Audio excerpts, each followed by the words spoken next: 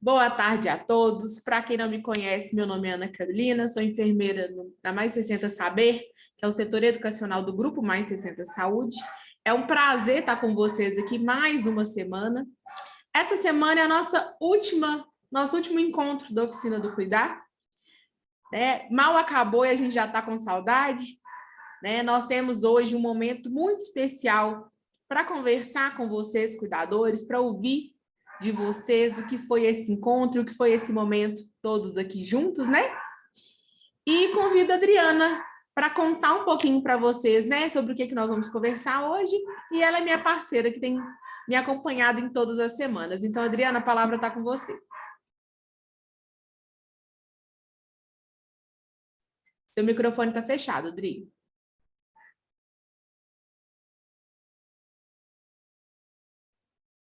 Ainda fechado. Continua fechado e eu falando sem parar. Agora sim. Boa tarde, pessoal. Carol, Karina, né? Denise, Conceição e Kátia. Vamos conversando, né? Enquanto isso, outras pessoas vão chegando também, assim a gente espera, né? E hoje, como a gente tinha combinado no nosso último encontro, eu vou falar um pouquinho, inicialmente, sobre algumas sugestões, né? De como estimular o dia a dia, né? Em casa, com o seu familiar. E depois a gente vai conversar mais um pouquinho, né, para fechar essa relação de vocês com o cuidado, como que isso tem se dado aí na casa de cada um de vocês. A gente vai querer ouvir um pouquinho, né, querer que vocês participem e trazendo ainda algumas questões para a gente finalizar os nossos encontros. E lembrando também que a gente continua à disposição, né, caso vocês queiram manter contato, a Mais 60 está de portas abertas, né, para receber vocês, e também para, caso vocês precisem de alguma dúvida, né, os nossos contatos, e-mail, a gente pode deixar, eu posso deixar com vocês também, né, estamos à disposição aí para ajudar nesses cuidados tão importantes. Então, já vamos começar, né, Carol? Vou começar com vocês, Vamos então. Sim, fica à vontade. Tá, Karina, vou pedir para você, os slides... Vou compartilhar. Você compartilha para mim, por favor. Sandra chegou. Oi, Sandra.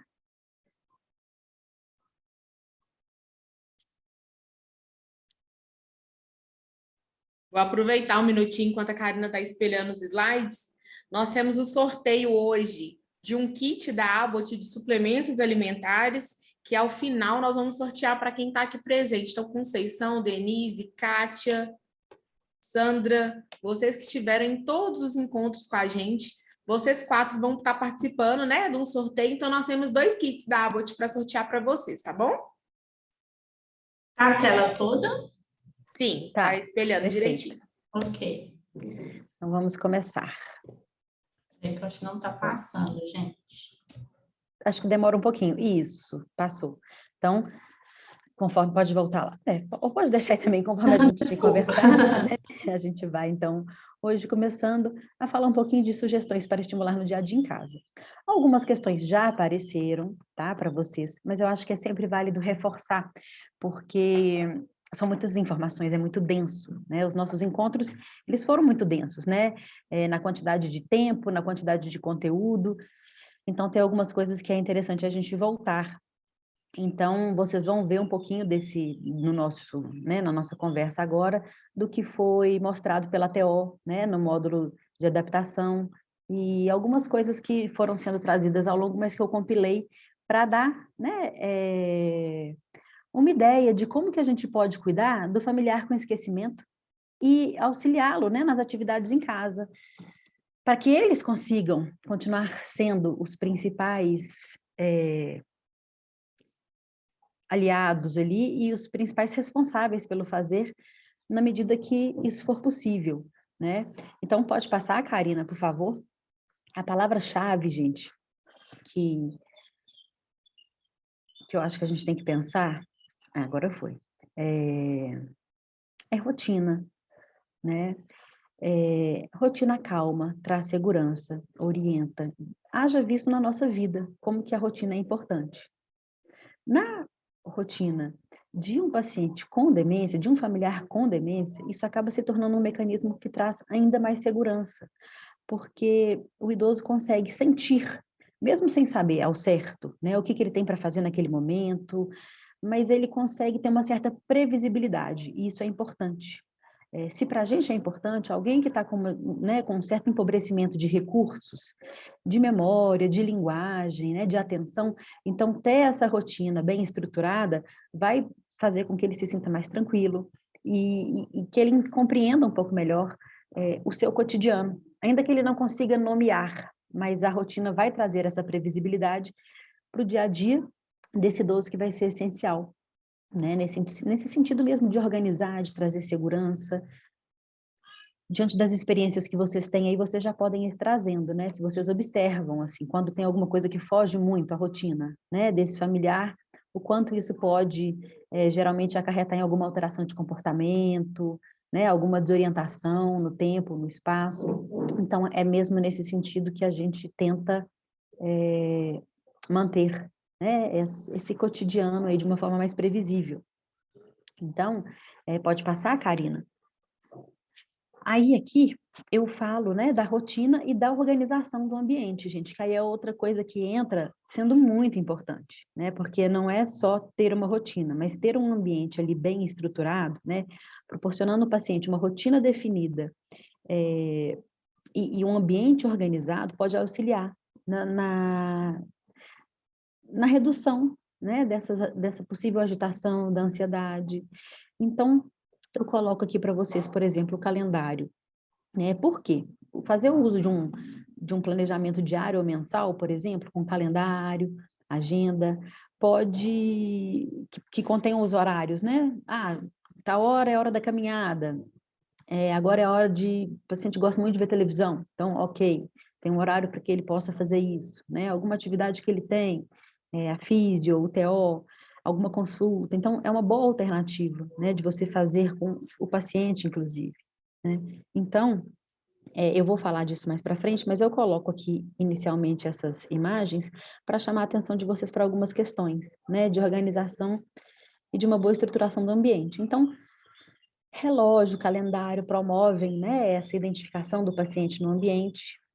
Uma cozinha organizada, tá vendo aqui? Eu coloquei esse desenho de uma cozinha bem bonitinha, né, que você vê que ela tá assim livre de riscos, né, não tem nenhum objeto ali cortante, uma faca, alguma coisa assim, não tem tapete no chão, é uma bancada mais limpa, né? Então esse ambiente organizado ajuda muito também o paciente, né, no controle das emoções e também no próprio risco mesmo que a gente às vezes encontra diante do estágio que o paciente pode, né, estar convivendo com a demência. Então, assim, se a gente está num estágio mais avançado, uma faca pode ser muito perigoso, né, de estar na cozinha ali. Então, a gente tem que tomar algumas atenções nesse sentido.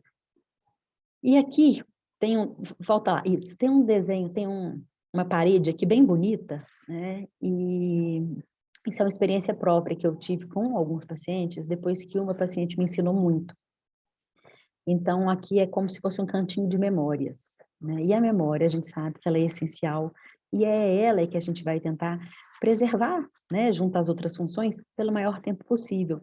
E a memória afetiva, gente, ela é de uma força gigante, né? Então, se a gente puder tentar promover essa memória afetiva, a gente vai ter muito ganho, né, com os nossos familiares. Então, esse cantinho aí é o seguinte, uma forma que a gente consegue também para organizar o ambiente e evitar as possíveis alterações de comportamento, né, as alterações psicológicas que tanto agravam a sobrecarga do cuidador, né, e são ruins também para o paciente.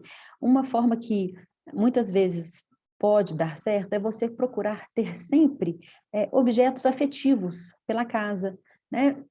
Quando eu tinha uma paciente que ela sempre queria muito ir para casa, né? Como a gente já conversou num encontro anterior, dessa questão do pôr do sol, né? Da síndrome do pôr do sol. Então, essa paciente sempre queria ir para casa. E quando eu ia terminando o atendimento com ela, ela costumava falar, eu vou com você, eu vou também para casa. E aí, um dia, eu fui comentar de um objeto e descobri que aquele objeto tinha um grande valor para ela. Então, eu sempre usava aquele objeto como referência para ela se sentir em casa, né? Eu falava assim, não, olha aqui a xícara que sua mãe te deu quando você era criança.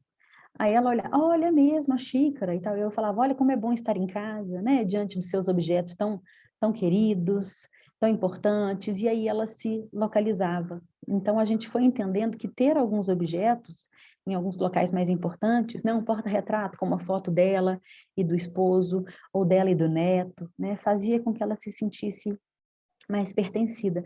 É isso que quando a gente brinca que não tem uma receita, é porque a gente vai vivendo das experiências de cada um com cada um. Então, por isso que a gente tem tantas dicas e a gente acaba explorando, né, muitas ou algumas, mas é isso. É muito importante da gente compartilhar, porque às vezes elas vão servir, né? Então, assim como eu compartilho com vocês, se vocês quiserem também, né, irem compartilhando dicas, sugestões, ou agora ou no final, vocês fiquem à vontade que essa troca é muito importante para nós, né? Pode passar então, Karina, por favor? Então, gente, a gente fala um pouquinho dessa rotina da organização do ambiente, né? E para que a gente consiga, né, convocar o paciente a participar, né, o máximo possível, a gente precisa de estar atento a algumas questões que o nosso familiar vem apresentando. E uma delas, a gente vai entender e vai percebendo que são as alterações cognitivas, né? As funções cognitivas, elas têm um papel fundamental no processo cognitivo e trabalham em conjunto para que a gente possa adquirir novos conhecimentos e compreender o mundo ao nosso redor. Então, resumindo, né? Cognição é aquilo que nos permite compreender o mundo ao nosso redor, que nos permite sermos capazes de resolvermos os nossos problemas, compreendermos quem somos. Então, é aquilo que nos permite mesmo participar na nossa vida de uma maneira efetiva, né? E a perda dessas funções cognitivas vai acarretar em muitos prejuízos, né? E aí, só para reforçar para vocês, né, essas funções cognitivas que já foram trazidas em alguns momentos, são aquelas, né, que dentro da cognição a gente tem as funções ali específicas que seriam memória, linguagem, praxia, gnosia, função visoespacial. Então, acho que faltou uma. Memória, linguagem, praxia, gnosia, função visoespacial, tá faltando uma. Olha a minha memória falhando. Gente, eu vou lembrar. Mas, então, assim, são funções que, embora a gente, que nos pareça estranha, elas estão presentes a todo momento, né? Então, gnosia, o que é a gnosia? É a nossa capacidade de perceber através dos sentidos. Então, pela gnosia, eu consigo entender que hoje está bastante calor, né? E aí eu entendo que se eu ligar um ventilador, eu vou me refrescar. Então, vejam como todas elas são importantes. Então, por exemplo, para uma atividade simples como o banho, eu utilizo de todas as minhas funções cognitivas. Linguagem, para eu ler o rótulo do shampoo e do condicionador e saber qual que eu vou usar primeiro, né? Assim, a partir da leitura, para eu poder chamar alguém para trazer uma toalha para mim. Memória, para eu me lembrar de onde fica o banheiro, né? Gnosia, para eu conseguir averiguar a temperatura da água para eu não me queimar, né? Função visoespacial, então, para que eu consiga me perceber ali, me localizar bem, né, no banheiro, para que eu não fique trombando em tudo que é canto, né? A praxia, né, que são as nossas habilidades motoras, então, eu conseguir me ensaboar, levantar o pé, passar o sabonete, e a função, agora eu lembrei, a que estava faltando, a função executiva, né? Que é aquilo que é uma função responsável pela nossa capacidade de planejar. Então, é eu saber a hora que eu gosto de tomar banho, como que eu gosto de tomar banho, por onde que eu começo, né? É a minha condição de sair do banho e programar a roupa que eu vou vestir. Então, numa simples atividade que a gente tem, a gente vê a quantidade de funções que são requisitadas aí. Então, quando algumas perdas começam a acontecer, a gente começa a perceber alguns prejuízos também, né? E aí, gente, por isso que é tão importante que o paciente mantenha-se pelo maior período possível, independente e com o máximo de autonomia, porque é isso que vai fazer com que essas funções declinem de uma forma mais demorada, né? Que a gente consiga postergar um pouco esse declínio. Então, no contato diário, às vezes a gente tem uma tentação, né, de fazer pelo paciente quando ele não consegue desempenhar a tarefa com a mesma destreza, com a mesma qualidade que ele fazia antes, né? E sem dúvida, né, é preciso que a gente tenha mesmo muita paciência para acompanhar o paciente quando ele demonstra alguma dificuldade. E na pressa, né, ou às vezes até com um bom intuito de garantir um bom trabalho ou uma segurança, a gente acaba executando tarefas que eles poderiam ter a oportunidade de tentar e de conseguir, né? E às vezes a gente até acha que o tempo é curto demais e que eu preciso fazer, né? Porque senão esse tempo vai ser ainda mais consumido, mas quanto mais oportunidade a gente dá para os nossos familiares fazerem, né, mais tempo a gente ganha, porque mais a gente posterga esses declínios de acontecerem. Então, quanto mais a gente preserva a habilidade, mais ganho, tanto para o familiar, né, quanto para o cuidador. Então, isso é muito importante a gente entender, né? A impressão de que dá um trabalho na hora, mas a longo prazo, isso vai ser melhor para ambos os lados, né? Então, para que a gente possa estimular bem o paciente no dia a dia, eu acho que isso é muito importante, né? A gente tem que tentar promover para que ele execute as tarefas o máximo que ele puder, né? Então, a ajuda tem que ser gradual. A gente vai vendo a partir do quanto ele precisa e a gente vai aumentando a oferta, né, de auxílio conforme a demanda que ele vai apresentando. Então, isso é interessante da gente observar. E à medida que a gente vai conhecendo bem e cada vez melhor quem a gente cuida, isso vai ficando mais fácil, né? Mais prático. Pode passar, então, Karina? Então, gente, como que a gente faz, né? Com um paciente que já está apresentando essas alterações cognitivas? A gente tem que observar como que cada, né, familiar, né, ou paciente vai desempenhar as tarefas, né? Se ele estiver seguro, você pode ir permitindo que ele faça sozinho. E não só ele estar seguro, mas se você sentir, né, segurança naquilo, porque às vezes o paciente também já tem uma crítica não tão preservada assim, e ele acha que qualquer coisa, ele não tem, né? Por não ter essa crítica, ele acha que qualquer coisa pode ser segura, e não é por aí. Então, ele pega uma faca e quer cortar um bife, e aí você, opa, peraí, eu acho que ele, né, que isso pode ser perigoso, isso pode trazer um risco maior do que um benefício, então eu vou auxiliar, né? E aí você vai avaliando, a partir desse momento que você começa a conhecer o seu familiar melhor, nas habilidades que ele tem, nas que ele está apresentando uma dificuldade, você vai conseguindo auxiliá-lo apenas nas etapas que ele não está conseguindo fazer, né? Por exemplo, fazer uma parte da receita, né, com auxílio, muitas vezes vai ser necessário, por exemplo, para mexer no fogão, né, ou para cortar alguma coisa. Nas outras, que você perceber que ele pode participar, você convoca ele a estar presente, né? É isso, a gente acaba fazendo a maior parte mesmo, e tá tudo bem, né? É preciso que a gente faça, mas a gente tem que permitir que o paciente, e aí vai muito do nível, né? Então, se ele já está no nível de moderado, né, a mais avançado, a gente vai vendo que cada vez a gente vai fazendo mais, né? Mas então você vai tentando convocar, né, o seu pai, a sua mãe, né, o seu familiar, a participar de alguma maneira do resultado, né?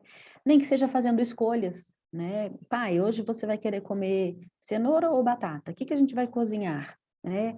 Ou então, o senhor hoje vai querer tomar suco de laranja ou de limão? São, né, situações hipotéticas aí, mas que podem servir de exemplo, né, para o quanto é importante a gente dar a chance para que eles participem sempre, né? E aí a gente faz somente aquilo que ele não conseguir para garantir segurança, saúde e qualidade do cuidado. A gente continua sendo, né, sempre a fonte, né, de cuidado, de assistência.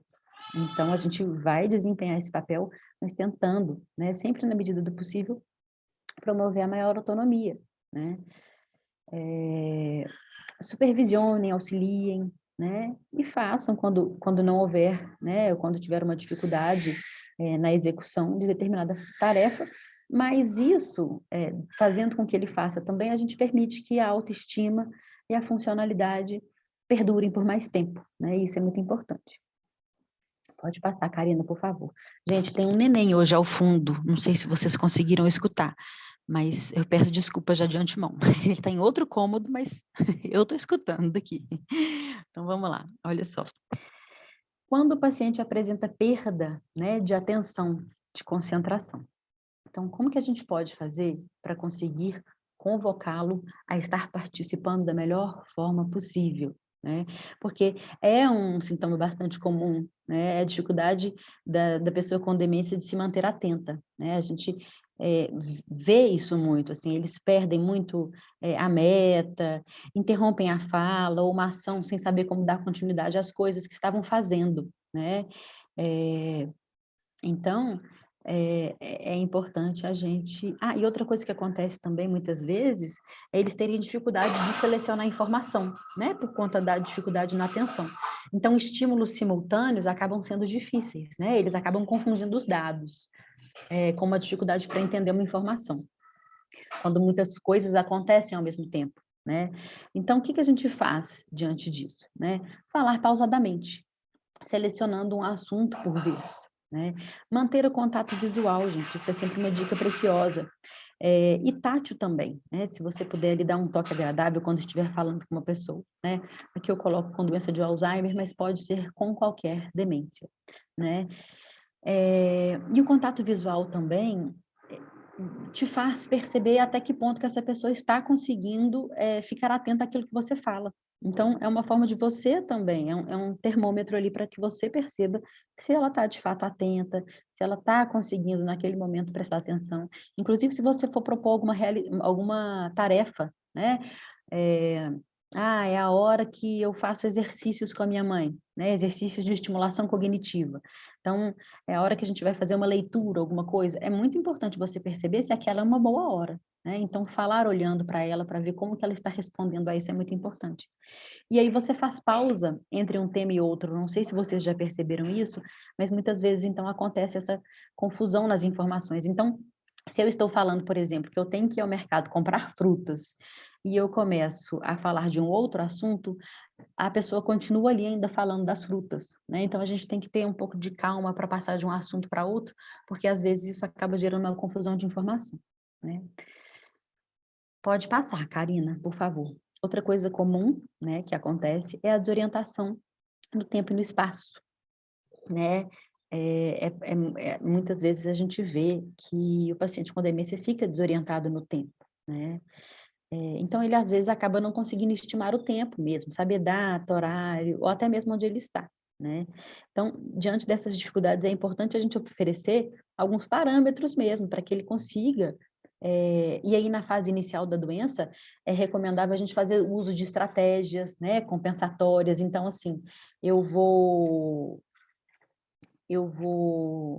fornecer, né, dados e algumas estratégias e alguns recursos para que ele consiga participar pelo maior tempo, né? Isso na fase inicial é ainda mais importante, né? Por exemplo, o uso de uma agenda, de um calendário, porque isso facilita com que ele consiga, como é que fala, gente? Gerir, né, seu dia a dia da forma mais participativa possível. E a desorientação espacial, ela ocorre também, né, quando o paciente vai deixando de conseguir se localizar no espaço, né, ele passa a ter dificuldade com percursos, para saber a direção, ou até mesmo se desorientar dentro da sua própria casa, né, onde que é o banheiro, ou até onde estou, né. Então, algumas dicas, né, para quando a gente pensa nessa questão da desorientação espacial e temporal, é isso, né? E aí, gente, essa dica serve tanto para o familiar quanto para vocês também, porque vocês acabam sendo muito convocados a muitas coisas, então, usar agendas, alarmes e calendários que auxiliam na organização é bom para vocês também, né? Então, você pode, né, numa fase inicial, usar muito de agendas, alarmes. Numa fase mais moderada, você pode, se você percebe que o paciente dá conta, né, de escrever, por exemplo, você solicitar que ele faça isso, né? O pai, vamos colocar, então, dia tal você tem uma consulta, vamos escrever, e você guia, né, ele escrevendo na agenda. Então, você deixa que ele participe dessa organização, embora a gestão vai ser feita por vocês, familiares, né? Outra coisa que ajuda muito é vocês terem relógio, tá? Relógio num ambiente que o familiar passa mais tempo. Então, se ele gosta de ficar muito na sala, ter um relógio, né? E aí ele pode ser digital com números, né? Se o paciente não tiver dificuldade em olhar o relógio de ponteiro, também não tem problema, né? Esse daqui tem até as datas, né? Esse reloginho que eu coloquei aqui no desenho, preferencialmente pode ter, mas se não, pode ser um calendário, né? Um relógio, um calendário ali, que faça com que ele consiga, né, ao perguntar hora e data, consultar aquela informação que vai trazer uma tranquilidade. Não é no intuito que ele se lembre disso, tá? Vocês podem perceber que depois de um tempo pode até ser que ele esqueça, ou até na hora mesmo, mas traz uma certa orientação e uma sensação de pertencimento, de orientação, que é importante para que aquele paciente se mantenha calmo, tranquilo.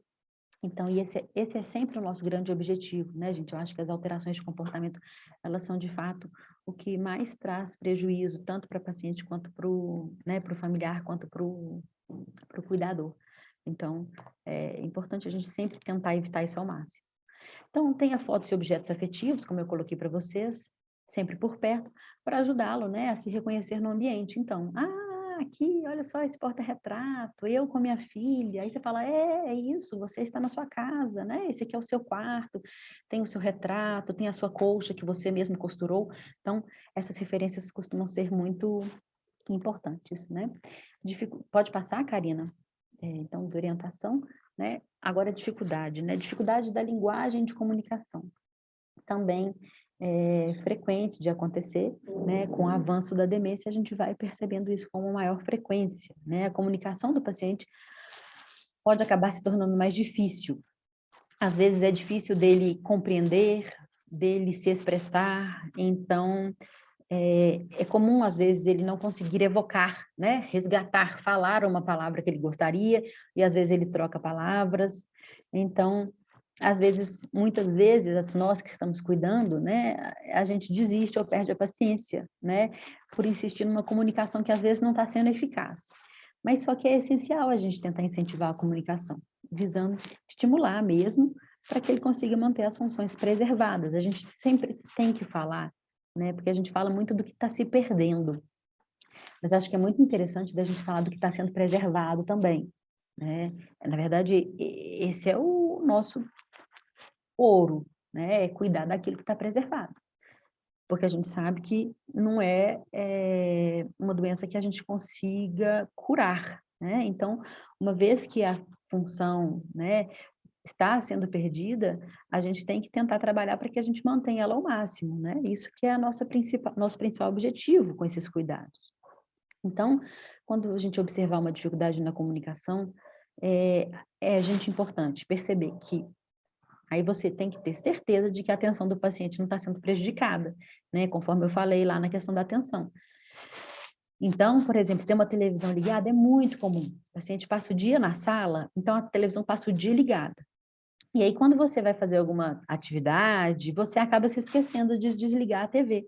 Então, quando você vai conversar com aquele paciente, embora ele não esteja vendo a televisão, aquele ruído, aquele som, pode estar dificultando a comunicação, a atenção. Então, é importante a gente estar atento, né, a esses ruídos, às vezes uma conversa que está ali, né, ao fundo, que se você conseguir direcioná-lo, você vai conseguir ter uma comunicação mais assertiva com o seu familiar. Outra questão, falar claro e pausadamente, né? Sempre frente a frente, né, gente? Olhando nos olhos, porque assim você não é só um sinal de respeito, né? É um sinal de cuidado. Você está observando aquele paciente, se ele está te compreendendo, se ele não está compreendendo, né? Falas curtas também facilitam muito a compreensão, né? Então, se você tem que falar, comunicar alguma coisa, tente ser mais direto, né? Mãe, nós vamos fazer tal coisa agora. Sem também dar a impressão de ser uma ordem, né? Porque ordem também não funciona muito para alguns pacientes, né? Para alguns familiares, mas como uma solicitação mesmo, como uma informação direta, que acaba sendo muito importante. Mantenha o contato físico, afetuoso, isso ajuda muito também na comunicação. E aí, outra coisa que é importante, né? Prestar atenção na linguagem corporal. O corpo diz muito. E as pessoas que perdem, né, que têm uma alteração na comunicação verbal, eles vão se comunicar muito com gestos, né, com feições. Então, eles dão a dica ali do que eles estão sentindo, né, do momento que eles estão passando. Então, essas dicas são muito importantes para a gente conseguir compreender como que essa informação, como que essa comunicação está acontecendo. E aí você formula questões de fácil compreensão, que podem ser respondidas também por sim ou não. Quando você percebe que a comunicação está difícil, você tenta facilitar, para que o paciente, então, possa fazer escolhas.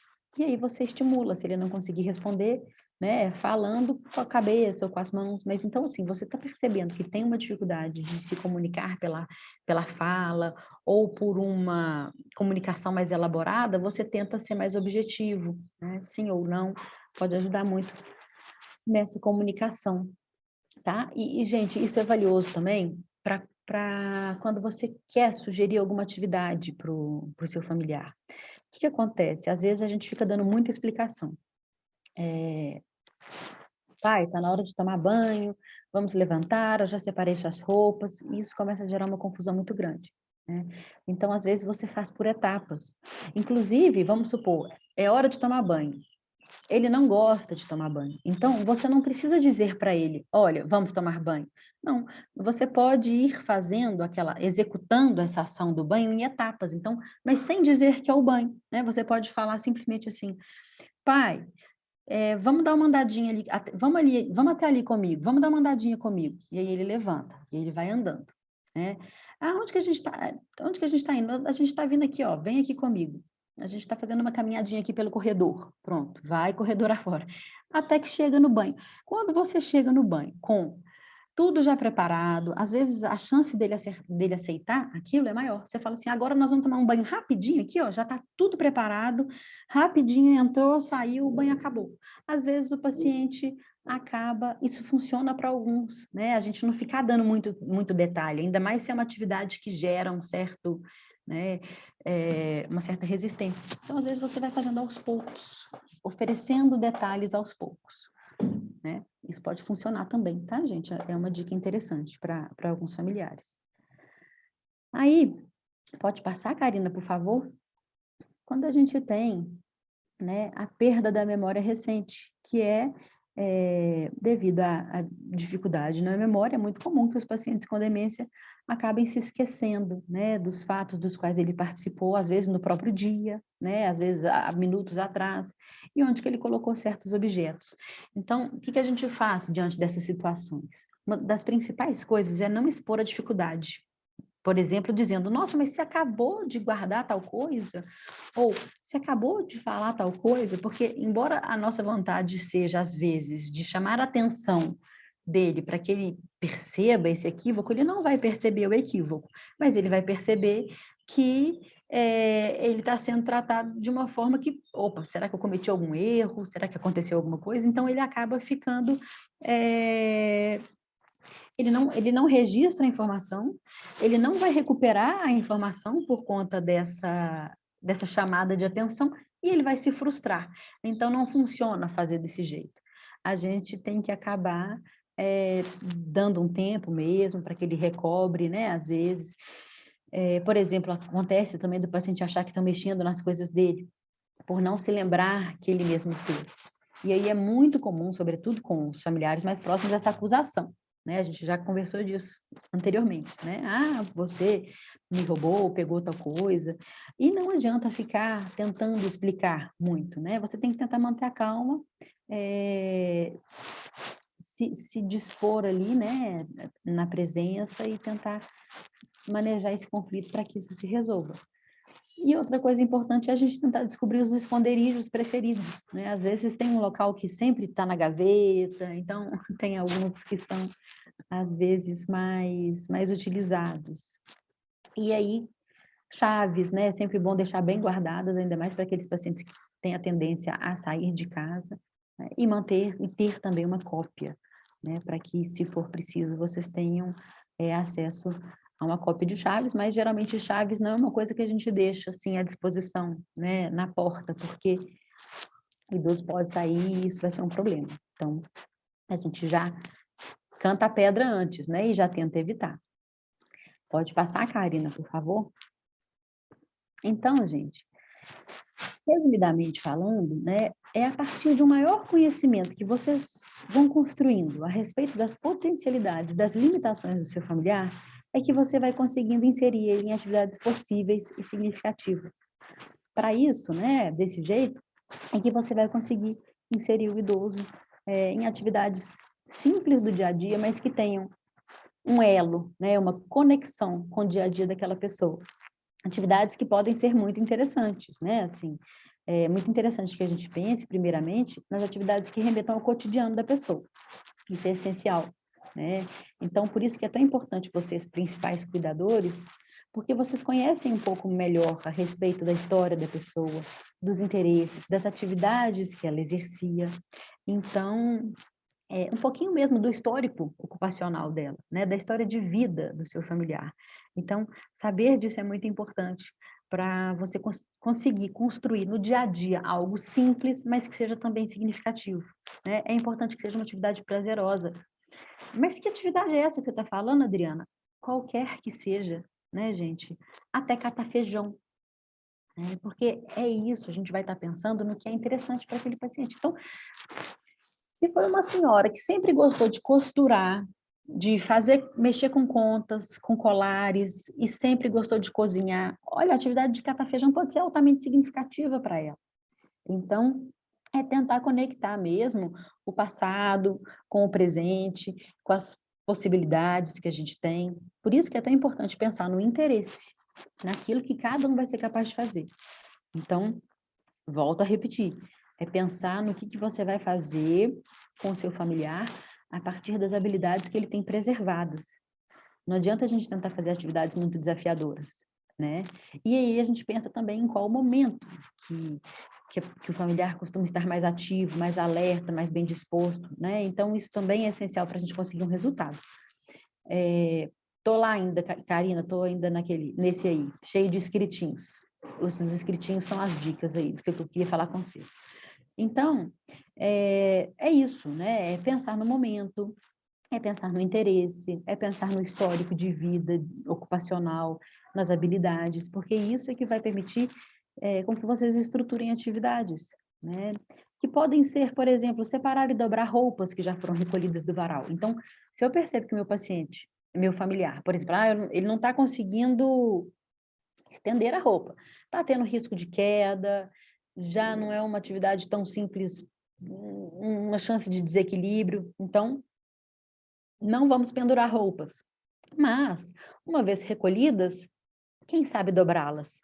Entendam que a participação, às vezes, ela pode ser mínima, mas ela pode ser grandiosa, né? Em termos de significado, de estímulo. E é isso que é interessante vocês entenderem. Então, participar da preparação de alimentos mais fáceis. Na hora de cortar a fruta, gente, que muitas vezes mais macias, não precisam de uma faca que apresente algum risco. Então, mãe, eu estou preparando aqui o café, vai cortando essa fruta aqui para mim, por favor, por exemplo, né? Então, são coisas que você vai convocando. Não consegue escolher tantas roupas em meio ao que vestir? Separa 2 peças de cada, mas permita que ele faça a escolha, que ele participe. Pedir ajuda para passar um pano na mesa, tá? O paciente está ali sentado, o familiar está ali sentado na mesa. Terminou de almoçar, você pega um paninho e coloca ele para dar uma ajudada na casa. Percebam que dá para ser o tempo todo, né? Não precisa de ser. Mas é só para vocês verem o quanto é possível a gente tentar fazer com que eles, né, assim, participem, colocar alguma coisa na mesa do café, organizar um álbum de fotografia, um caderno de receitas. Então, dá para tentar convocar muito, tá? Tem um site que, não sei se vocês conhecem, que ele se chama REAB, é de uma terapeuta ocupacional, e ele traz muitas dicas de atividades para fazer, né, no dia a dia. Eu acho que é um site bem interessante, assim. Fala também de, né, formas de evitar as alterações de comportamento, traz ideias de atividades que vão dependendo do nível, né, de cada idoso, e isso é muito importante, tá? Quando vocês forem estruturar uma atividade, né, propor uma atividade, é muito importante que a gente esteja atento a questões sensoriais. Ele escuta bem? Ele tem o sistema tátil preservado? Então, várias questões. Né? Ele enxerga bem, ou isso pode ser um risco, ele pode se machucar diante disso. Você vai entendendo melhor à medida que você conhece o seu familiar. Uma coisa que é porque a gente não pensa, né? Mas fazer tarefas domiciliares pode exigir e estimular muito além do que se imagina. Porque geralmente nesses momentos dedicados à organização da casa, o idoso fica muito ocioso. Enquanto vocês estão lá se sobrecarregando, né? Ele está ali parado no sofá, e ele poderia estar sendo estimulado com alguma coisa, executando parte da tarefa, né? Ou conversando sobre o que está sendo feito. Então, tem algumas maneiras de tentar convocar os familiares para que eles façam. Com cuidados para não envolver a pessoa em riscos, objetos pontiagudos, muito quentes, evitando o risco de quedas. Então, se você está passando pano, né? Está fazendo uma faxina pesada em casa, eu não estou sugerindo que esse idoso participe disso, mas ele está ali sentado, então ele vai passar o pano na mesa, por exemplo, né? Ele vai estar ali tentando ajudar de alguma maneira. Que é a dica mais preciosa que a gente tem quando a gente pensa nesses cuidados, é fazer com eles e não por eles. Eu acho que isso é a questão fundamental, né, gente? É porque a gente sabe que eles vão precisar de auxílio, a gente sabe que são vários tipos de demências, cada uma vai acometer de uma forma, né? Mas o mais importante, independente de qual demência a gente esteja lidando, quanto antes as medidas de cuidado, de tratamento, né, forem realizadas, mais chances de um cuidado efetivo, que retarde a evolução do processo. Então, é importante a gente contar sempre com a participação dos nossos familiares no nosso dia a dia, tá? Então, essa era a parte que eu queria falar para vocês, que a gente não... Eu já imaginava que não daria tempo, eu já tinha mais ou menos deixado ela para hoje, né? Não sei se vocês querem comentar alguma coisa, ou se a gente já segue para o fechamento, o que vocês pensam? Alguém quer perguntar alguma coisa, né, com exclusividade dessa questão? Ou vocês querem que a gente siga?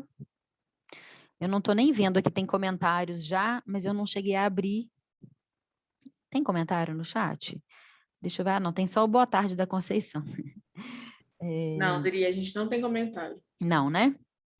Você pode dar continuidade. Então, eu vou dar continuidade, beleza?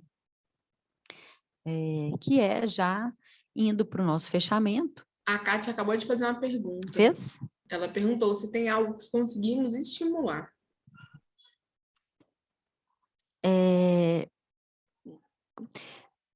Como assim, Kátia? Você quer falar mais um pouquinho para mim?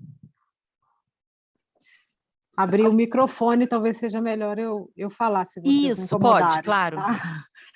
Na verdade, dentro desse contexto todo, né, que você falou, identificando a história de vida, né, o cotidiano, o melhor momento, eu vejo a minha mãe, sim, que está, né, num estágio de moderado a avançado do Alzheimer, o que me deixa assim, bastante angustiada, que a gente, infelizmente, não tem muito o que fazer, né, não tem como retardar nem nada.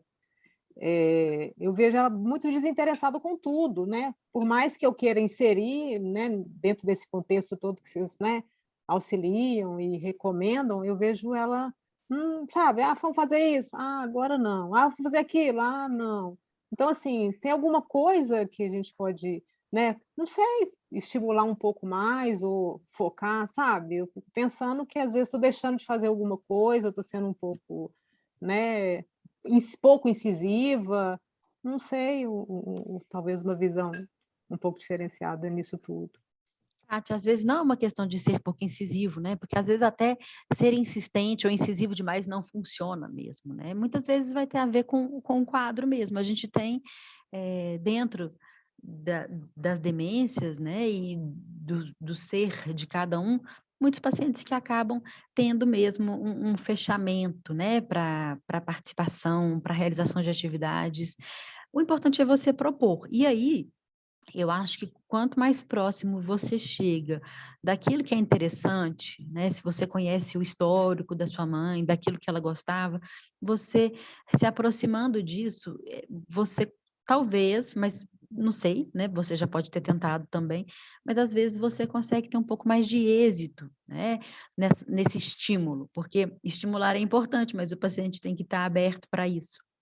E uma forma de fazer com que ele participe é tentando mesmo convocá-lo para as coisas mais significativas. Então, às vezes, você tentando pensar o que ela fazia, quais eram as funções mais importantes do dia a dia, você vai tentando convocar aos poucos. E não espere muito, né? Vá se contentando com qualquer pequena mudança, porque às vezes elas levam tempo mesmo, até que o paciente, né, consiga participar. Às vezes pode ser interessante também fazer uma avaliação para ver se tem alguma alteração de humor, se tem ali concomitante à demência, um quadro depressivo que pode fazer com que com que o paciente, com que a sua mãe, no caso, esteja menos participativa. Então, tem algumas questões que podem ser verificadas para que isso tente ser contornado, né? Tem alguma questão, né? Tem algum fator depressivo ou alguma outra questão ali que esteja dificultando, né, a participação dela? Então, isso também é importante de olhar. Tá, bom. Obrigada. Que é isso?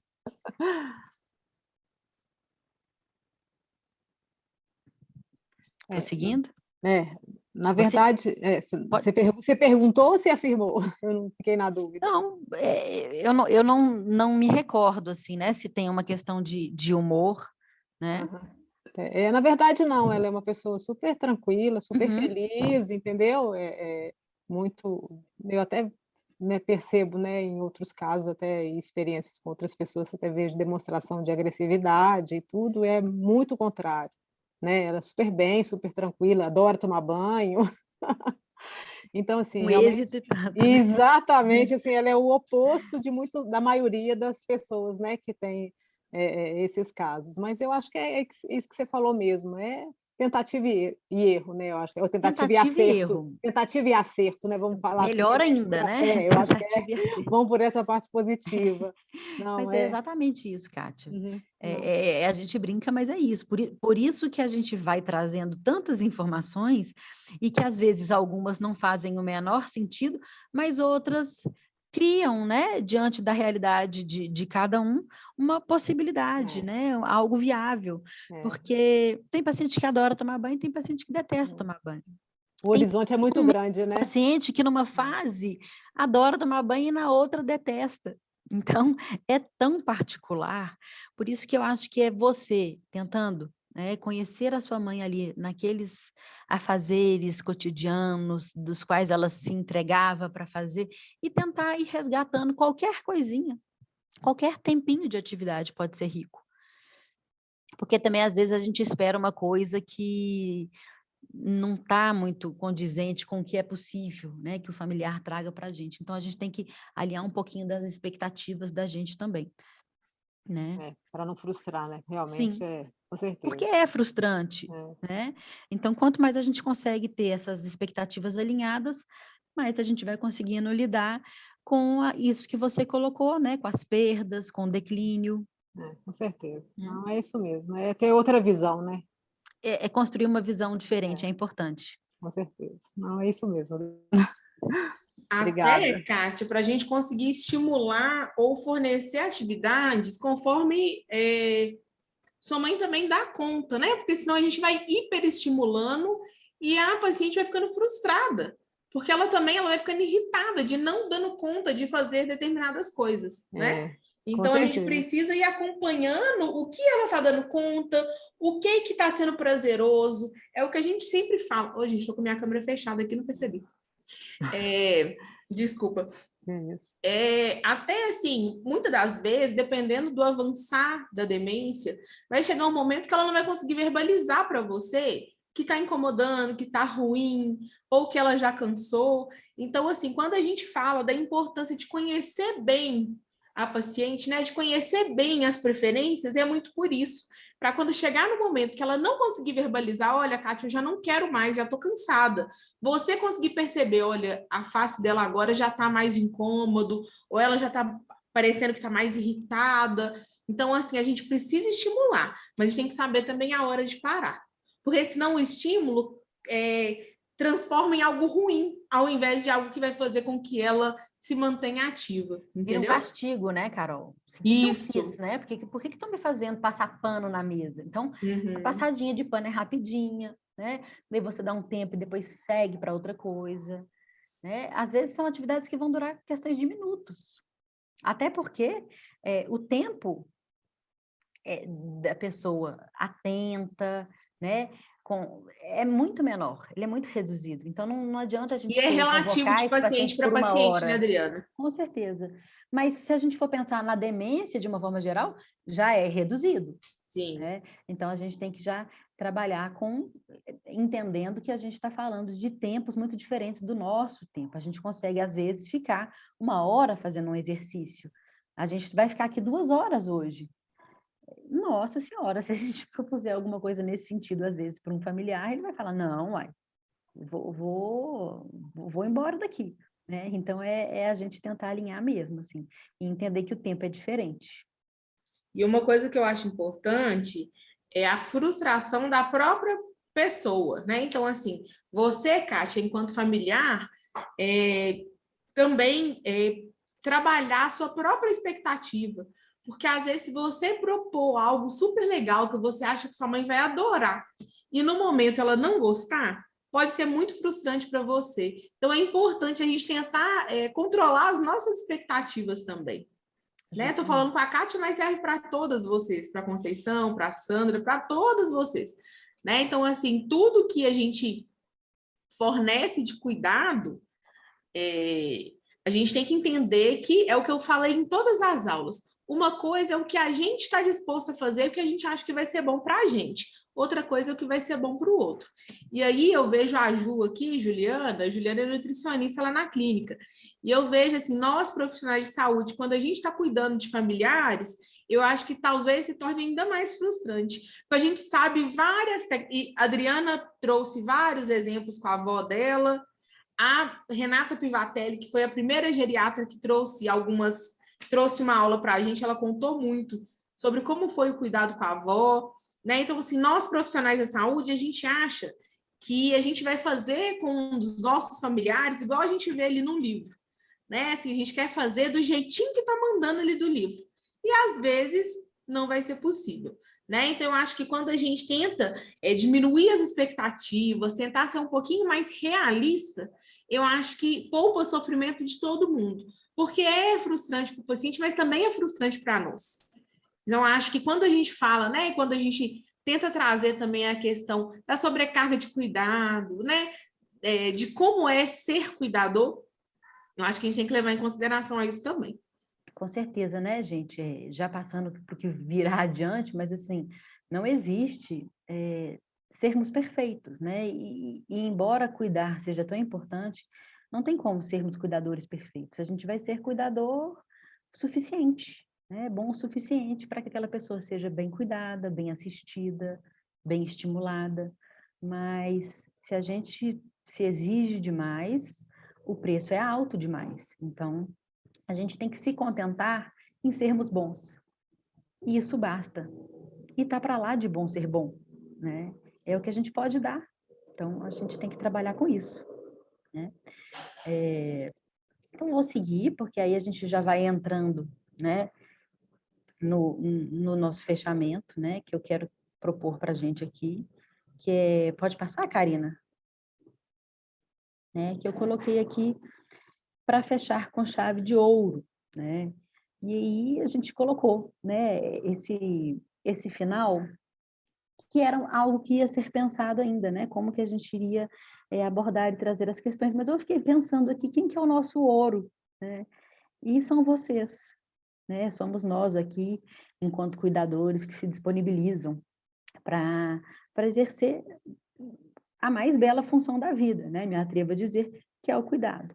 Como diria, pode passar, Karina, por favor, como diria, né, Boff, né, Leonardo Boff, ele fala, tudo que existe e vive precisa ser cuidado para continuar existindo. Uma planta, uma criança, um idoso, o planeta Terra, tudo que vive precisa ser alimentado. Assim, o cuidado, a essência da vida humana, precisa ser continuamente alimentado. O cuidado vive do amor, da ternura, da carícia e da convivência. Então, quando a gente fala que o cuidado é tão importante, a gente está falando sério, né? A gente não está brincando, não. Eu acho que é realmente um bebê para crescer e se tornar um idoso, acho que não tem dúvidas do que ele precisa, do que ele mais precisa, de cuidado. Então, a gente é cercado pelo cuidado da vida inteira. E aí, quando a gente se vê precisando de cuidar de um familiar, a gente se vê convocado novamente a dar um pouco do que a gente tem em nós para cuidar do outro, né?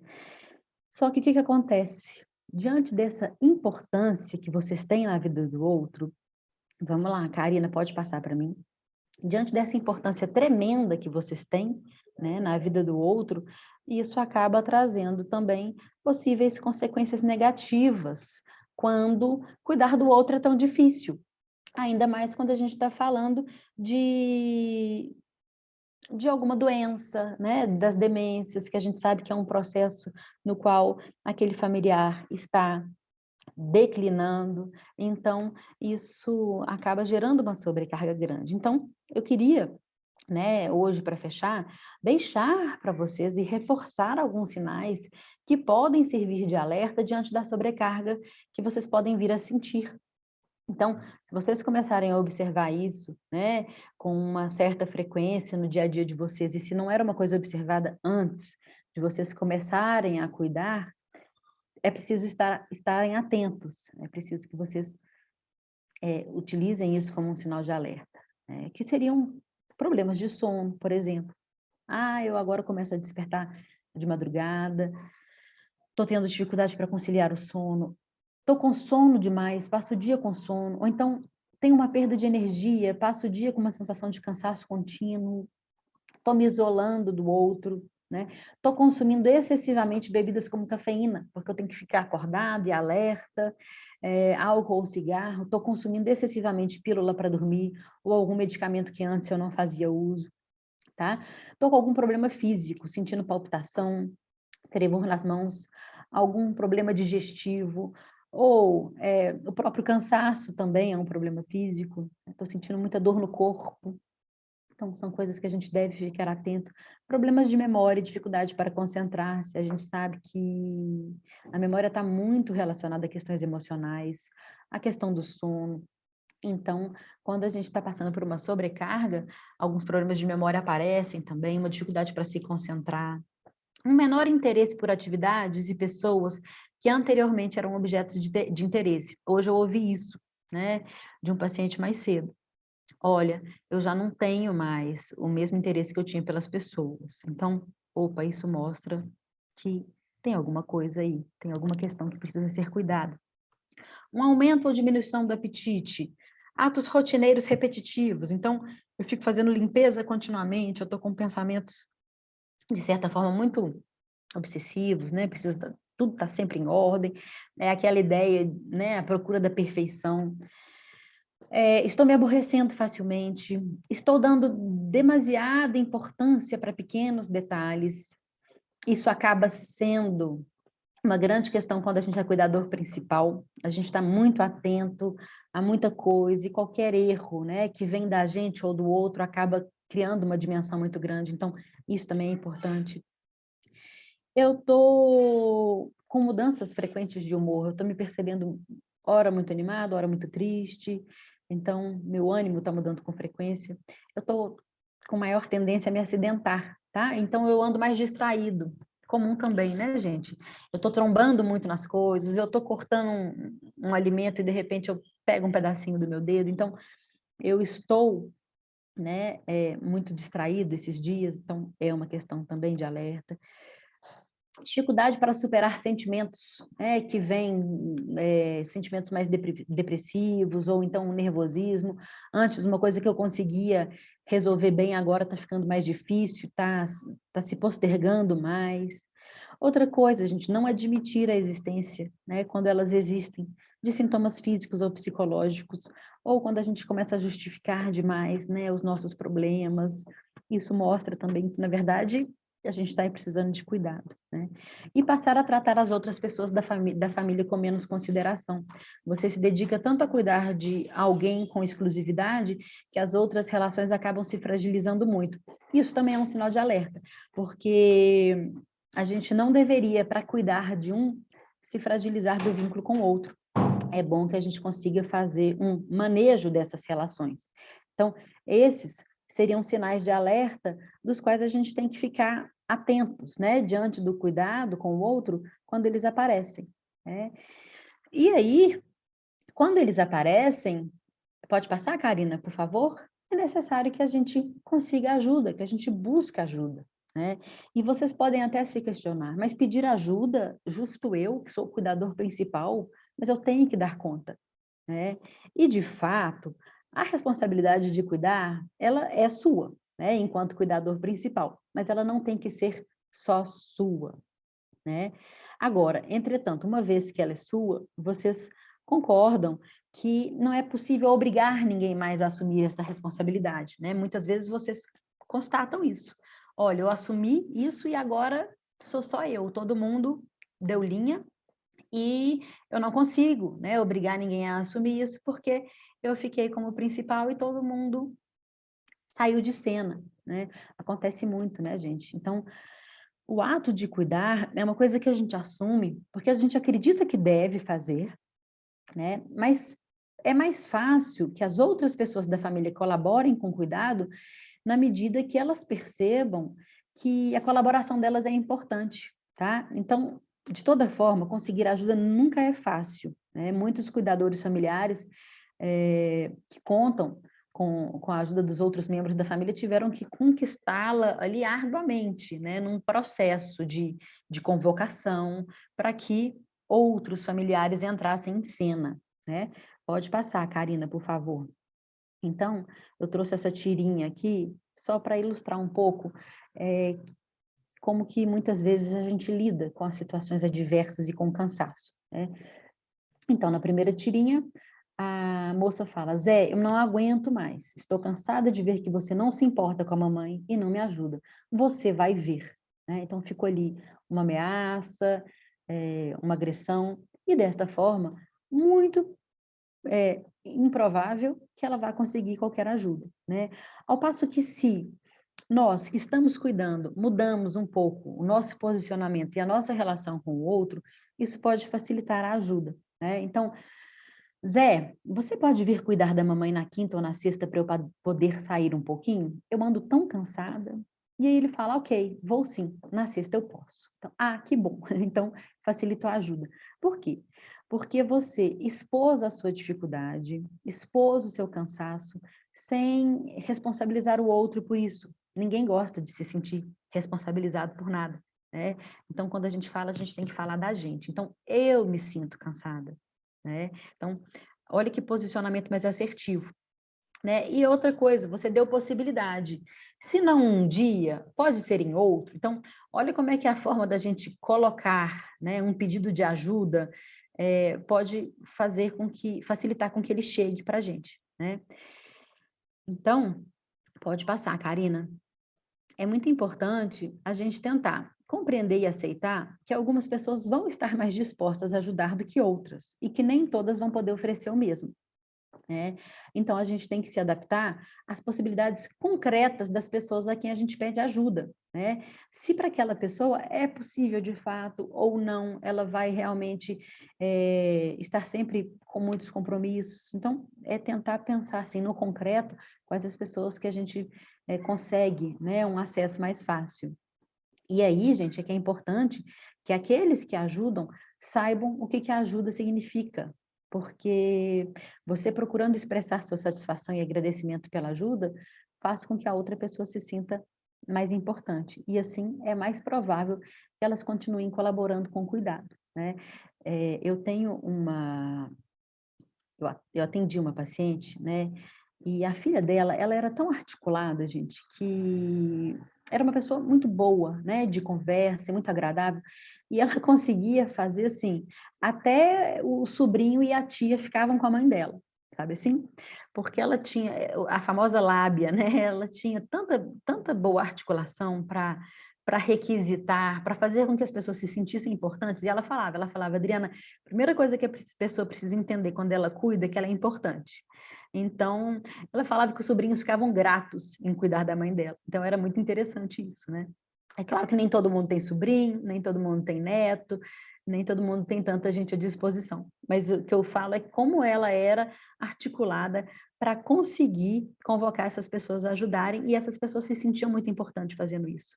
Então, é isso, a gente gosta de se sentir importante. E é preciso quando a gente cuida, né? Pode passar para mim?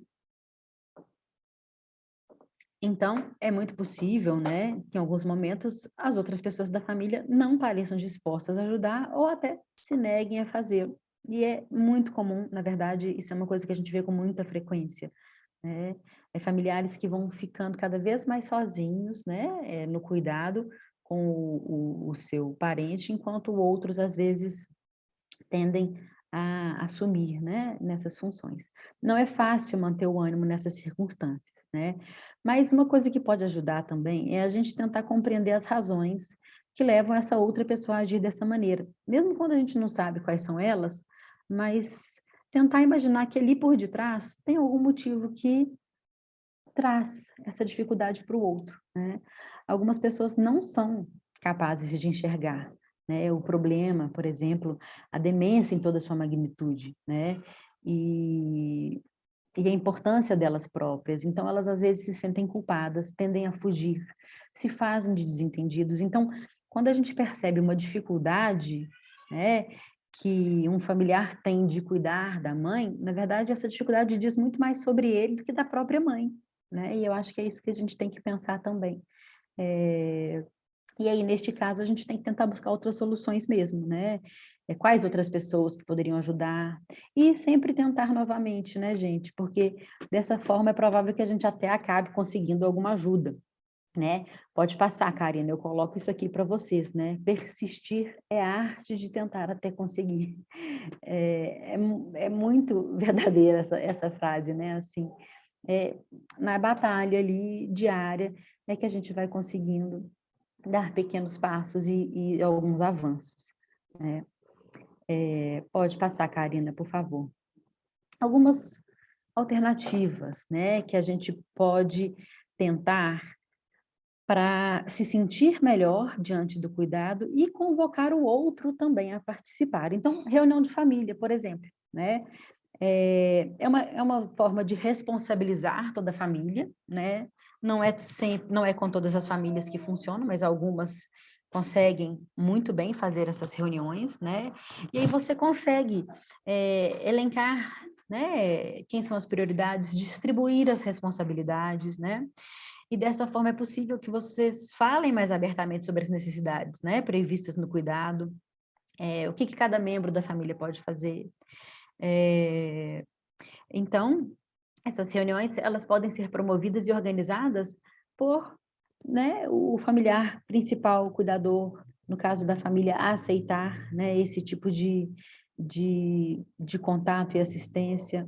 É claro que cada família é diferente, né? Não existe uma única fórmula para todos os casos, mas é uma coisa que, se algum de vocês não tiver tentado ainda e isso for possível, essas reuniões podem trazer algum benefício, né? Outra coisa, gente, para lidar com essas situações, né? Como que a gente lida e cuida de alguém que está passando por um processo de declínio, de dependência, né? Para a gente conseguir fazer isso bem, é preciso que a gente aprenda também o que fazer para se sentir bem, né? Porque às vezes a gente acaba se descuidando das atividades que poderiam permitir que a gente recuperasse do cansaço e da tensão que a gente vive a cada dia.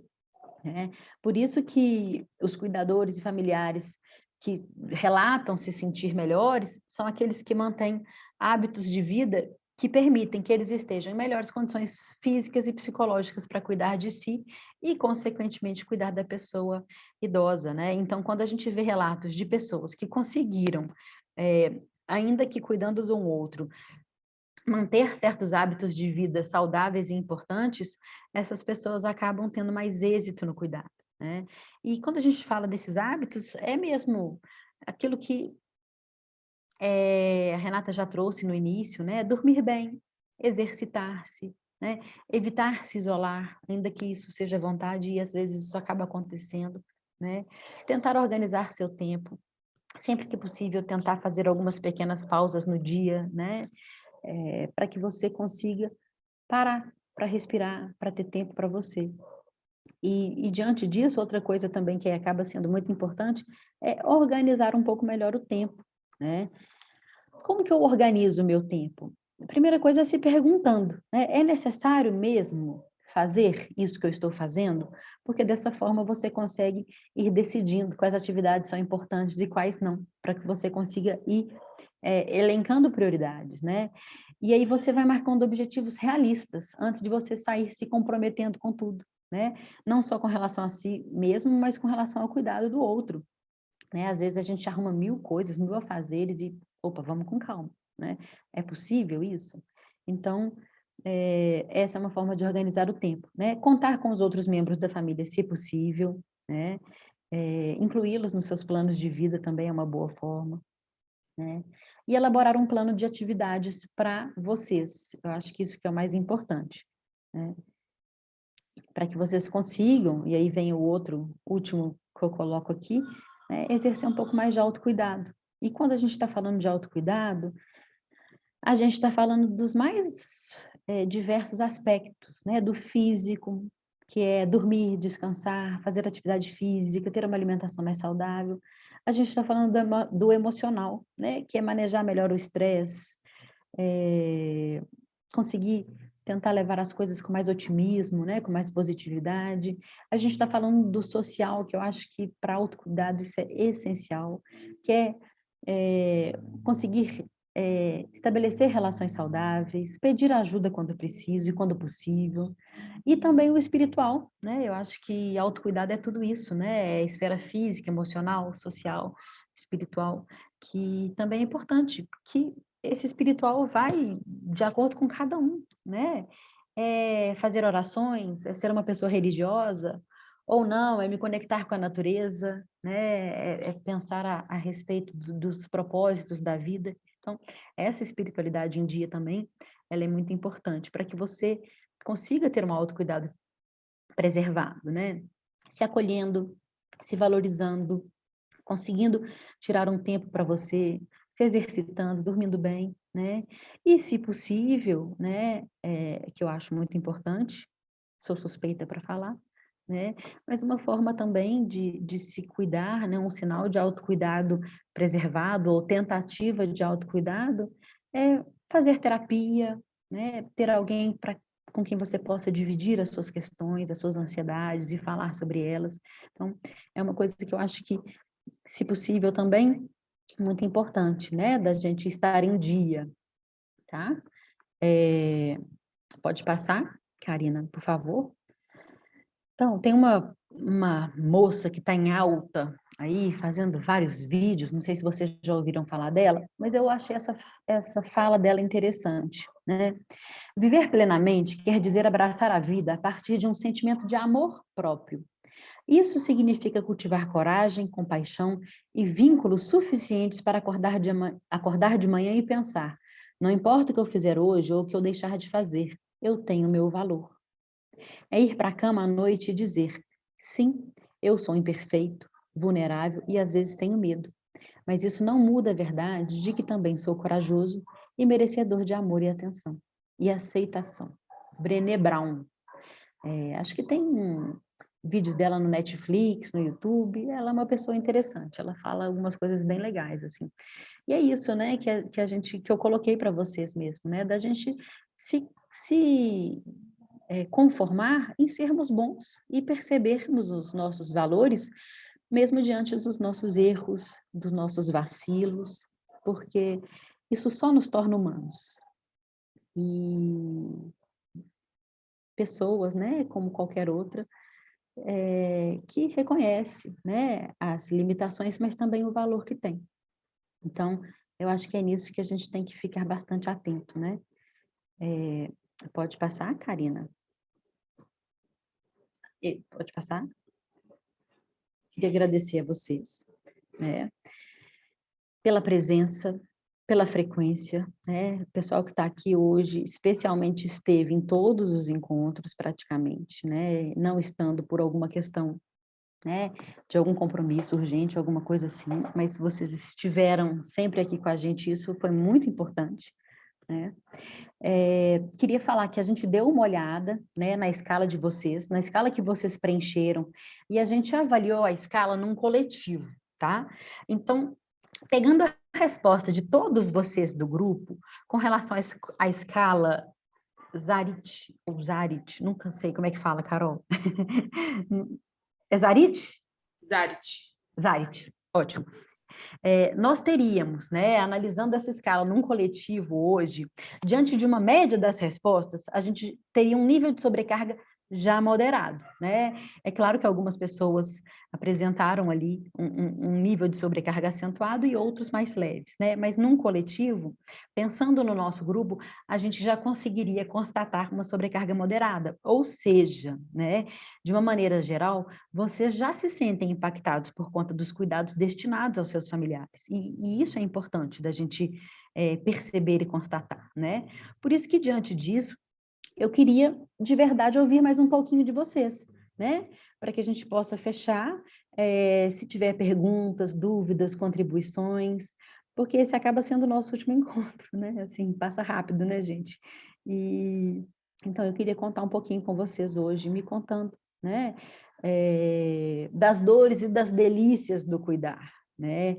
Os principais desafios em ser um cuidador, como que vocês têm lidado com essa empreitada tão difícil, né? E tão preciosa ao mesmo tempo, né? Então, fica aí o meu convite a vocês da gente conversar um pouquinho, se vocês tiverem essa disponibilidade, e também Carol, né?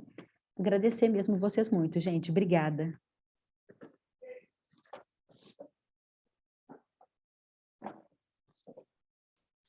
Então, vocês querem compartilhar um pouquinho, contar um pouquinho da experiência, do que acharam?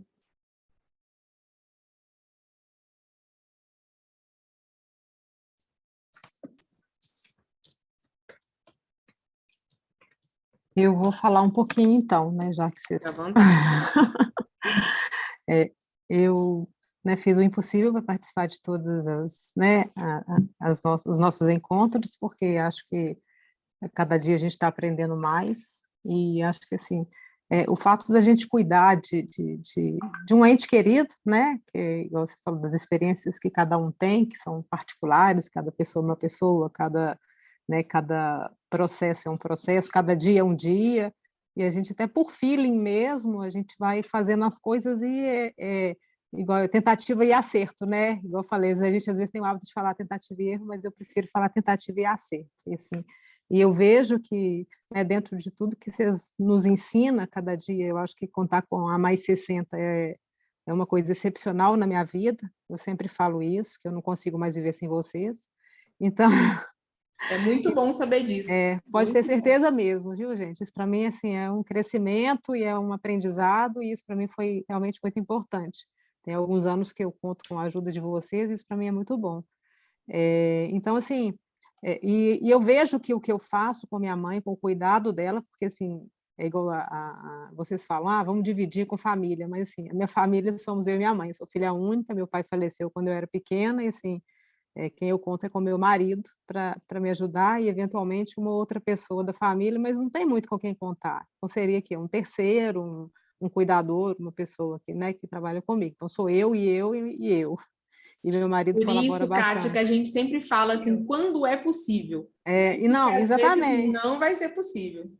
E aí, quando vocês falam da escala de Zarit, né? Tipo assim, na verdade, quando eu respondi no início né, desses nossos encontros, era um nível, acho que o meu nível essa semana está extremamente alterado, que né, igual eu falei, essa doença, infelizmente, ela é ingrata porque ela está em escala ascendente, é um dia de cada vez, né?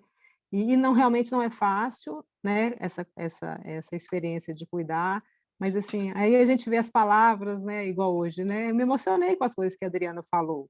É bonito isso. Isso, assim, para a gente que às vezes, né, fica triste, né, de saber, né, que não pode fazer muita coisa, mas ao mesmo tempo a gente fica feliz de saber que a gente está acrescentando, né, e aí é E que outra está coisa. fazendo muita coisa, né, Kátia? Assim, às vezes a gente acha que é Isso. pouco, mas você pode ter certeza que o que você faz, né, é muito.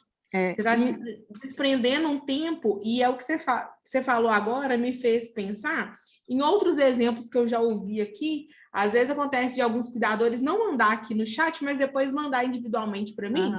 Então, eu acho que histórias parecidas com a sua, nós temos algumas aqui, de ser um único cuidador. Às vezes a pessoa não é filha única, mas o irmão ou a irmã não mora na cidade, ou se mora, também não executa nada do cuidado, então acaba sendo filho único também.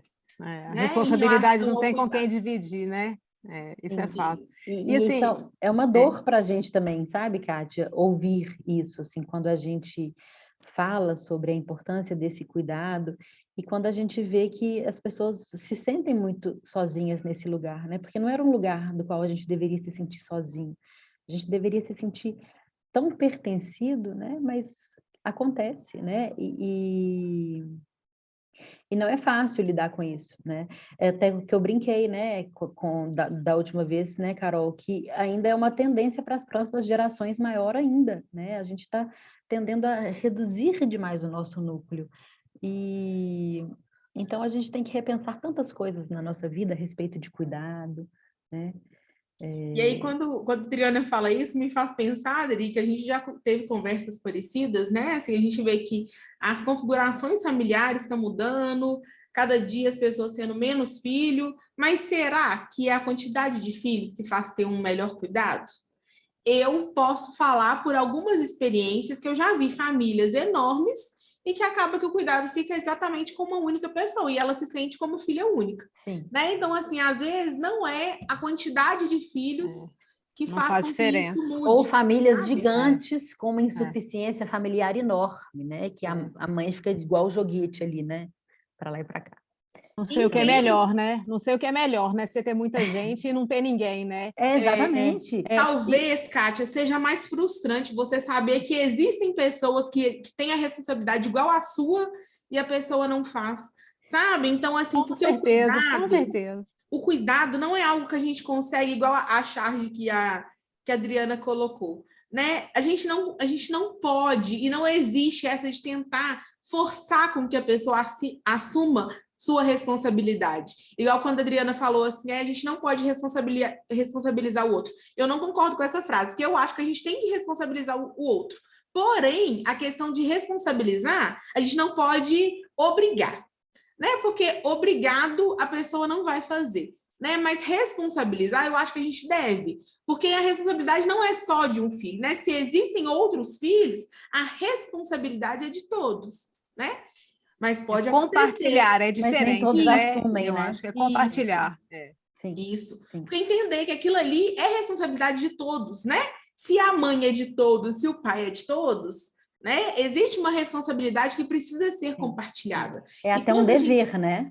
Sim. É um e dever. Quando a gente fala, né, na questão de sobrecarga do cuidado, e a gente fala da questão de partilhar esse cuidado, é justamente isso, assim, de entender também, Kátia, que em alguns momentos, igual você falou, de vez em quando eu tenho uma outra pessoa para me ajudar, né? De vez em quando isso vai ser necessário, porque quando a gente fala, né, eu acho que na aula passada a gente falou muito sobre isso, e até a Daniela usou um exemplo, que eu faço isso, eu sou mãe, eu tenho uma filha pequena, eu cuido da minha casa, eu cuido das finanças, eu cuido de tudo, mas em algum momento ela esqueceu de colocar os cuidados com ela. Eu trabalho fora, né? E assim, a gente vê que nós mulheres, igual assim, ao longo das semanas, nós tivemos vários cuidadores aqui, mas tivemos 2 únicos homens. Então, nós mulheres, nós tendemos ainda a assumir muitos dos cuidados. E não só o cuidado com o nosso familiar, o cuidado com a casa, o cuidado com o nosso companheiro, né? Porque normalmente assim, é a mulher que arruma a casa, que lava roupa, que faz uma comida, né? A gente vê que da atual conjuntura as coisas têm mudado, né? E graças a Deus tem mudado.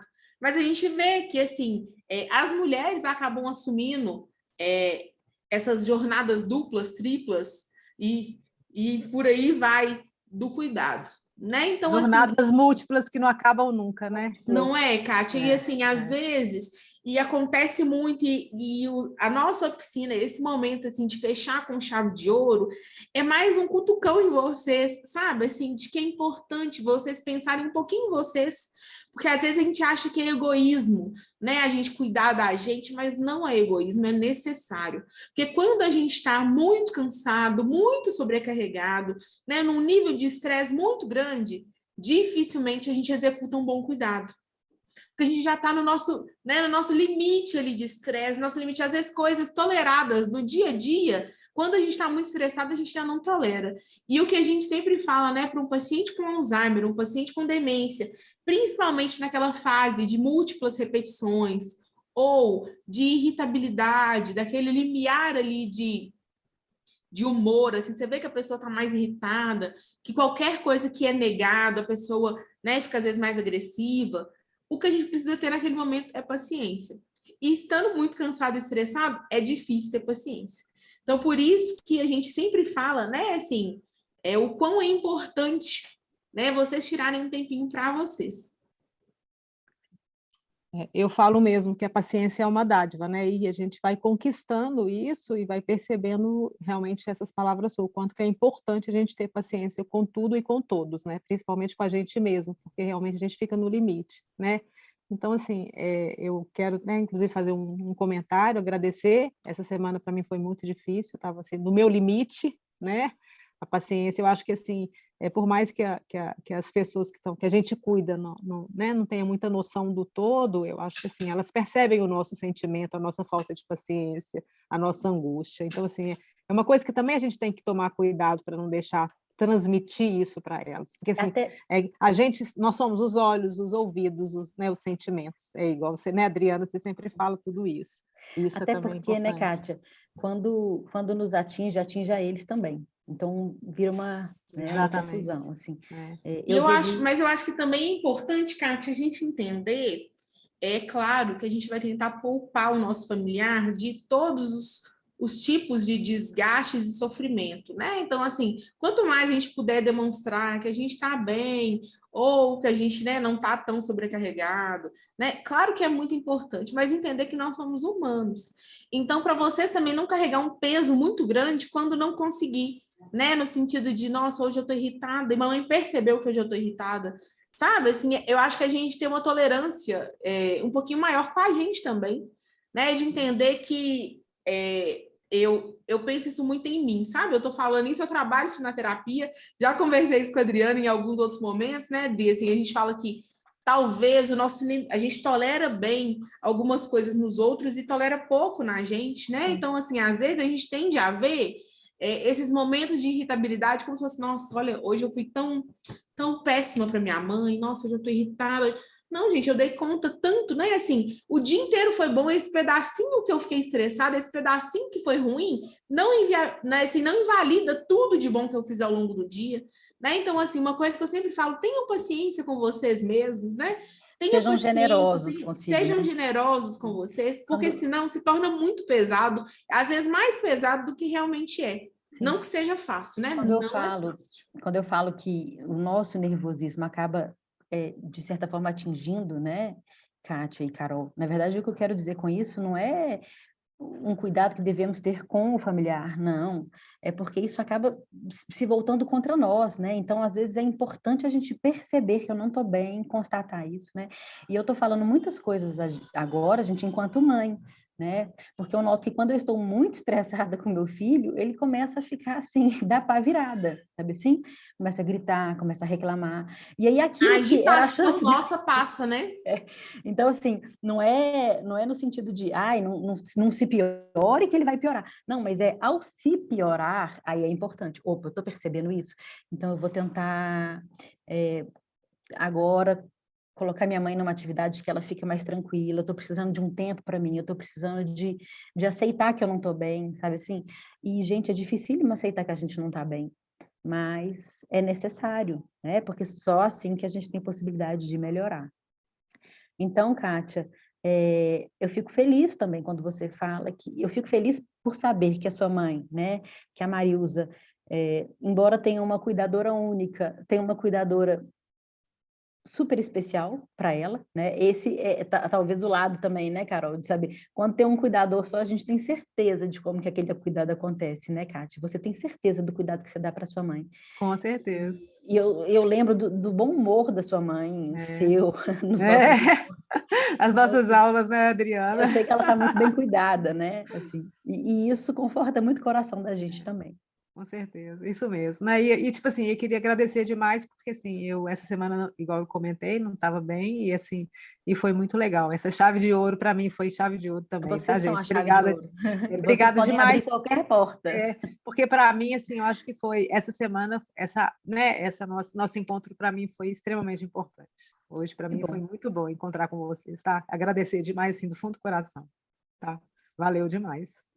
E sabe, eu acho que é importante a gente entender também que é isso, sabe? É entender que vão ter momentos que, quando a gente achar que está chegando no limite, tem que ter alguma coisa para revigorar. Então, às vezes é uma ligação lá para mais 60, às vezes é pedir um contato diretamente com a enfermeira ou com a psicóloga que cuida do familiar de vocês, né? Assim, olha, estou precisando de conversar um pouquinho, estou precisando de desabafar mesmo, de entender o que está passando comigo, ou às vezes é o momento de chamar a cuidadora para você dar uma volta, né, na praça, ver o sol, tomar um sorvete, sei lá, fazer alguma coisa que seja uma válvula de escape para vocês, né? Porque assim, vão ter dias ruins, vão ter dias bons, vão ter dias que vão ser muito difíceis e que a gente vai precisar de, né, assim, de ajuda e de aliviar isso de alguma forma, né?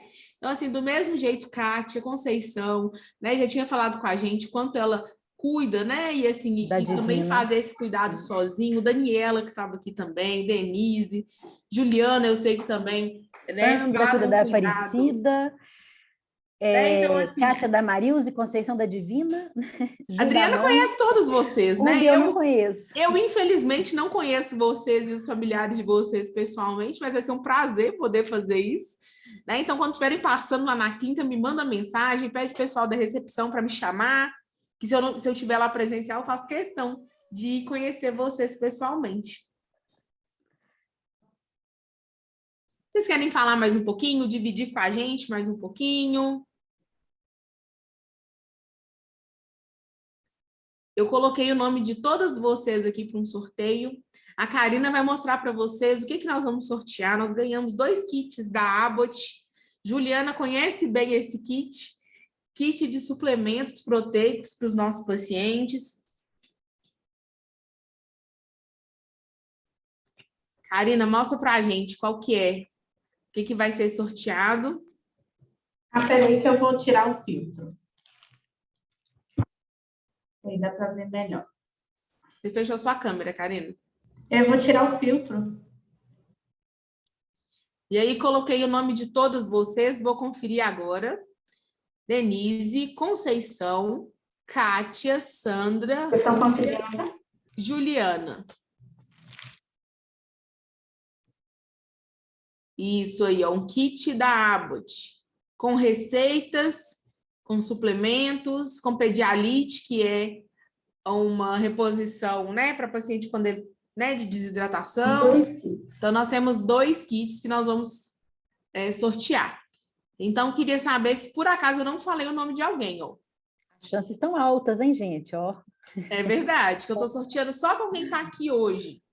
A gente ia sortear com todo mundo que participou, mas eu acho mais justo ser com só vocês que estão aqui nessa aula. Eu tenho certeza que não é fácil, como também pode não estar sendo fácil para as pessoas que não conseguiram participar, né, de se organizar para estar aqui. Então, por isso, a gente está querendo que faça, né, com vocês. Então, eu vou compartilhar minha tela para vocês acompanharem o sorteio. Estão vendo a minha tela? Sim. E aí, com emoção ou sem emoção? Um de cada vez ou sorteio os dois juntos? E aí, Adri? Um de cada vez. A Adriana quer com emoção. Eu já tinha colocado os dois juntos para saber. Então, vamos sortear. A primeira ganhadora vai ser Conceição. Aê! Conceição Garande, você foi a primeira sorteada. Então, vai ficar disponível na unidade do Barro Preto.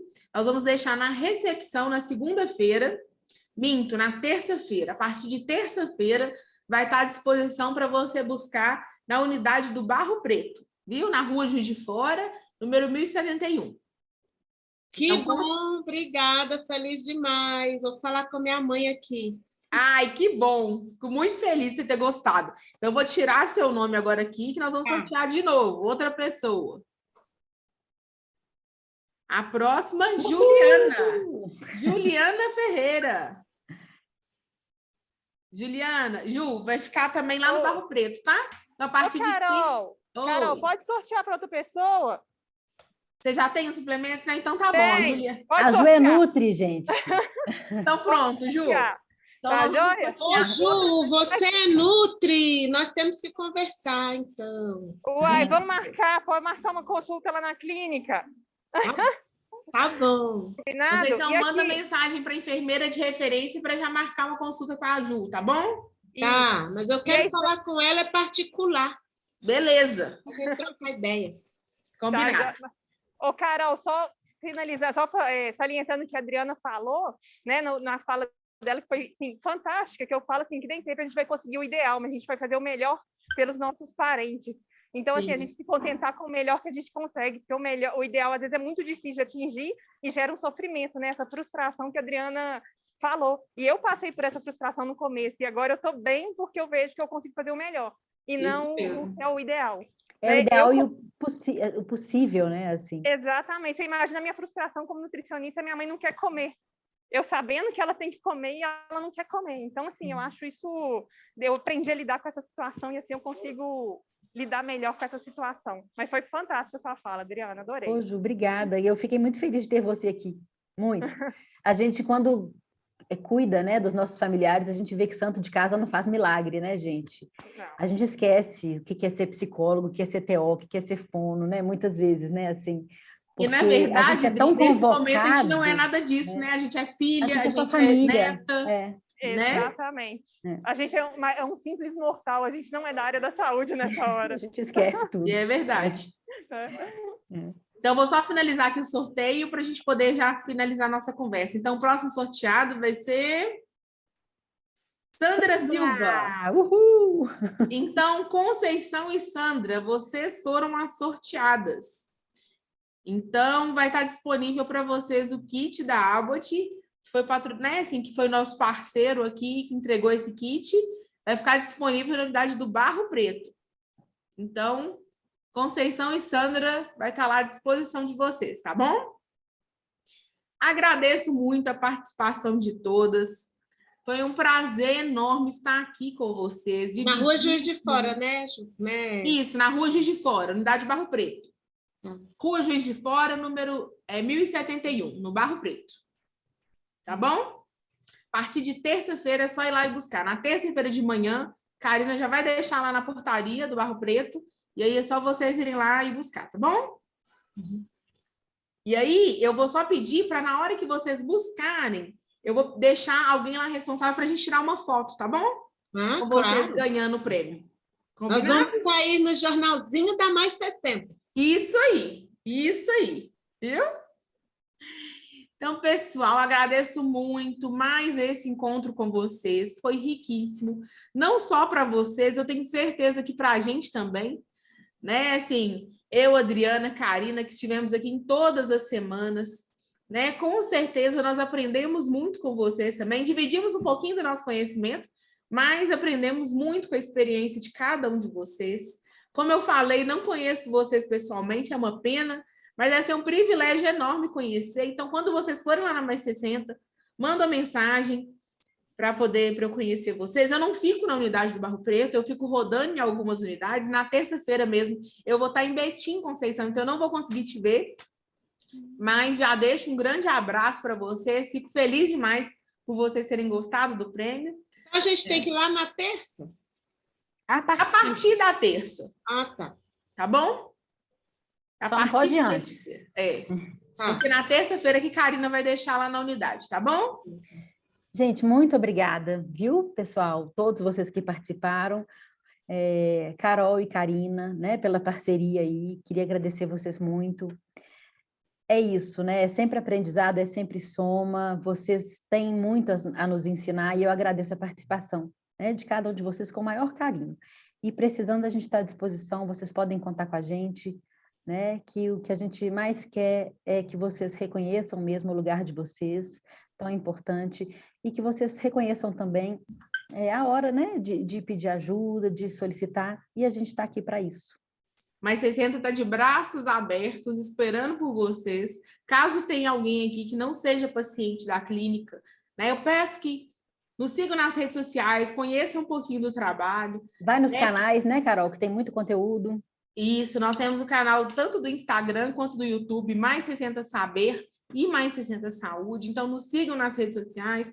Compartilhe esses vídeos com pessoas que têm interesse, que a nossa intenção é poder levar cuidado para todo lado, né? Então, não só para os nossos pacientes, mas para qualquer pessoa que tenha interesse. Então, agradeço muito a participação, agradeço, Karina, pelo apoio em todas essas aulas, Adriana, por dividir esses espaços tão importantes comigo, né? E agradeço a todos vocês por ter participado semana a semana e contribuído aqui para a oficina ser um sucesso, viu? Então, um abraço. Semestre que vem estamos de volta. Obrigada, gente. Tchau, obrigada. Tchau, pessoal. Tchau.